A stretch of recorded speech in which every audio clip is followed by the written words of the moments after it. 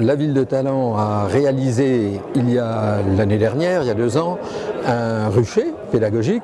L'installation est à proximité d'un espace naturel sensible. D'ailleurs, les maisons sont de l'autre côté de la rue. C'est quelque chose qui est vraiment dans la vie des habitants. Alors Malonnet, dans le cadre de son programme de territoire à énergie positive pour la croissance verte, a un gros volet sur la biodiversité et on a la joie aujourd'hui d'être labellisé car nous avons installé cette année un rucher municipal de 4 ruches pour lequel ce sont des agents municipaux volontaires qui ont été formés à l'entretien de ce rucher. Je pense que c'est nécessaire et ça fait partie un peu de toute la panoplie des méthodes qui sont appliquées sur la ville. Je pense que c'est un très bon label. Le zéro phyto, on l'applique déjà sur l'ensemble de la ville, les cimetières, les parcs, jardins. Installer des ruches, c'est parler aussi de la problématique des abeilles, de l'environnement et de la pollution. Et c'est peut-être inciter aussi la population à prendre en considération le problème environnemental. C'est une approche globale que nous conduisons sur la commune et qui procède par différentes animations à la protection de la biodiversité d'une façon très générale. Par exemple, sur un parc, nous plantons depuis pas mal d'années et faisons une petite fête au moment de Pâques pour attribuer un arbre à une naissance, un enfant. Prochainement, on va initier les habitants à la permaculture en plantant des framboisiers. J'avais déposé, quand j'étais maire, donc un dossier pour labelliser la commune Apicité. Je crois que c'est la reconnaissance d'un travail qui est mené au quotidien, jour après jour, pour aller vers des bonnes pratiques. Alors il y a eu bien entendu la gestion différenciée, la réduction des produits type pesticides, un travail mené avec le monde viticole de façon à aussi les encourager à aller vers la réduction de l'utilisation des produits phyto.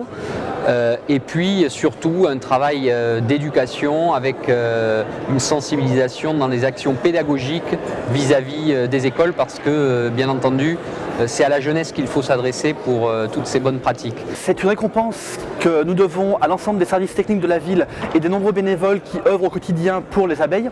Nous faisons également travailler une association de réinsertion, les Brigades Vertes, qui fait du désherbage naturel et manuel dans la ville de Belay. Donc encore une fois, c'est une manière d'utiliser 0 pesticides et de protéger l'ensemble de la faune avicole. Nous avons mis en place une politique de développement des abeilles avec l'installation de 2 ruchers pédagogiques, ensuite l'installation d'une association avec une quinzaine de ruchers et puis ensuite la ville, dans chacun des 5 quartiers, a installé 2 ruches et ce qui fait que nous récoltons du miel différencié dans 5 quartiers, les 5 quartiers de la ville, puisque nous avons demandé aux habitants de planter plutôt par quartier certains types de fleurs, certains types d'arbustes, certains types d'arbres. C'est le travail de toute une équipe, c'est un travail de longue haleine déjà, ça fait très longtemps que la ville mène une démarche de développement durable.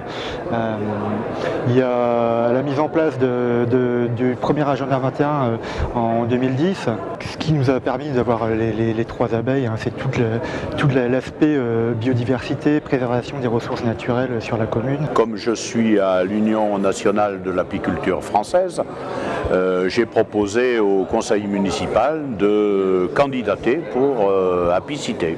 Et on a installé un rucher école sur la commune, donc on a fait beaucoup de choses pour les abeilles. On a planté des arbres, des essences mellifères ou pollinifères. Nous avons un arboretum qui est en plein centre-ville, derrière le gymnase Colette-Besson, donc il est à 200 mètres de la mairie, il fait quand même 11 hectares.